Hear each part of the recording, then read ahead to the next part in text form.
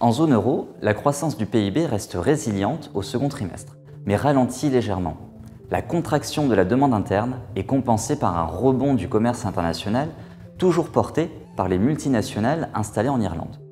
L'Allemagne reste l'enfant malade, alors que la France, l'Italie et l'Espagne contribuent positivement à la croissance. Les premières données disponibles pour le troisième trimestre laissent entrevoir une poursuite de la contraction en Allemagne, ce qui pourrait freiner à nouveau la croissance en zone euro.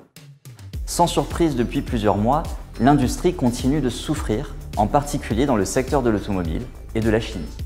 Au niveau des services, les Jeux Olympiques ont ravivé la flamme en France, mais les pays de la zone euro voient plutôt une morosité s'installer, du fait notamment d'une météo moins favorable.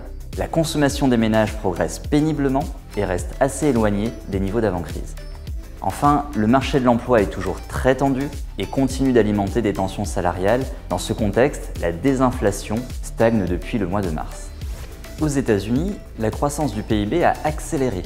Contrairement à la zone euro, c'est la demande interne qui porte la croissance aux États-Unis, alors que le commerce international freine légèrement l'expansion. Au troisième trimestre, les données disponibles font état d'une consolidation dans les services et d'une contraction dans l'industrie. Le marché de l'emploi montre des signes de fragilité, mais reste relativement résilient. La désinflation stagne en raison des coûts du logement qui peinent à se normaliser.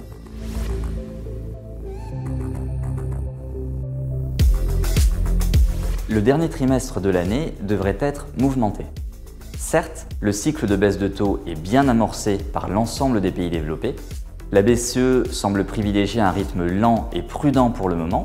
Il lui reste environ 4 baisses de taux pour retrouver le taux neutre, donc le chemin est court.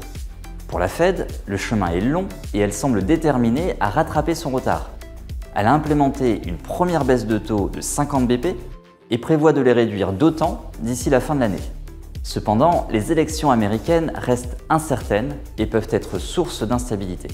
On observe déjà des reports de projets d'investissement de la part de certaines entreprises sondées par la Fed.